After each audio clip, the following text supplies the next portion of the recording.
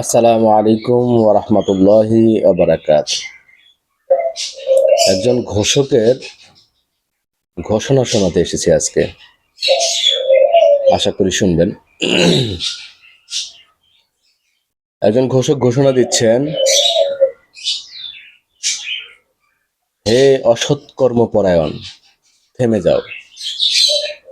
হে সৎ কর্মপরায়ণ ব্যক্তি, এগিয়ে যাও।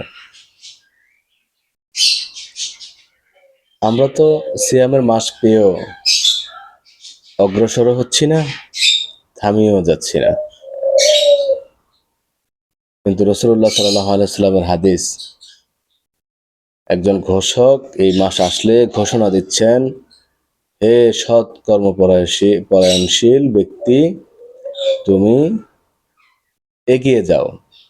আর হে অসৎ কর্মপরায়ণশীল ব্যক্তি, তুমি থেমে যাও। আমরা দেখছি আমাদের এই সিয়ামের মাসেই শুধুমাত্র খাবারের রুটিনটা পরিবর্তন হচ্ছে। এছাড়া সন্ধ্যার পরে আগে যা ছিলাম তাই। কেউ তো সারাদিনই ওই একই অবস্থায় কোনো পরিবর্তন ছাড়াই সে চালিয়ে যাচ্ছে।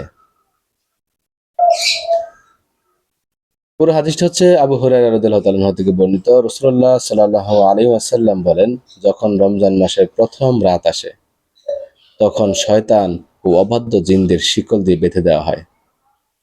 জাহান্নামের দরজাগুলো বন্ধ করে দেওয়া হয়, আর একটি দরজাও খোলা হয় না। জান্নাতের দরজাসমূহ খুলে দেওয়া হয়, তার একটি দরজা বন্ধ করে দেওয়া হয় না। এবং একজন ঘোষক ঘোষণা করেন, হে অসৎ কর্মপরায়ণ ব্যক্তি, তুমি থেমে যাও। আবার বলছে, হে সৎ কর্মপরায়ণ ব্যক্তি, তুমি এগিয়ে যাও, অগ্রসর হও। প্রতিটি রাতেই এই রমাদান মাসে প্রতিটি রাতেই লোকজনকে জাহান্নাম থেকে মুক্তি দেওয়া হয়। হাদিসটি বুখারীতে আছে, পাবেন, মুসলিমে আছে, পাবেন। আমাদের কি করা উচিত? আমাদের কি সৎকর্মপরায়ণশীল যদি আমরা হই, তাহলে তো আমরা ভালো কাজগুলোতে এগিয়ে যাব।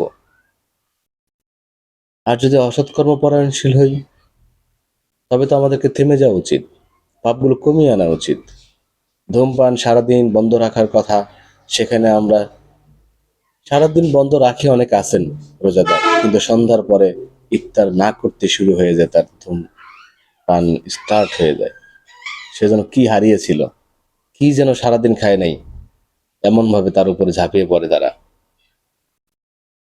কিছু লোক আছে এখানে সেখানে আড্ডা ঘুরতে যাওয়া, কিন্তু তারা জামাতে নামাজে শরীক হচ্ছে না।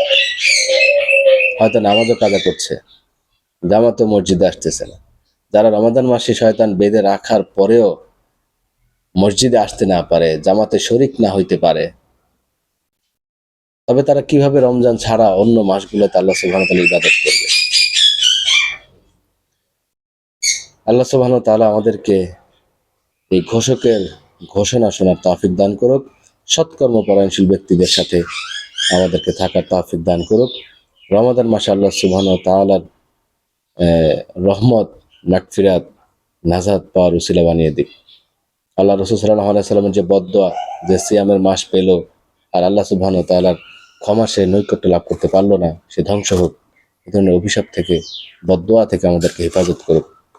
আল্লাহ সুবহানাহু ওয়া তাআলা আমাদেরকে বেশি বেশি করে নেক কাজ করার তৌফিক দান করুক। আসসালামু আলাইকুম ওয়া রাহমাতুল্লাহি ওয়া বারাকাতুহু।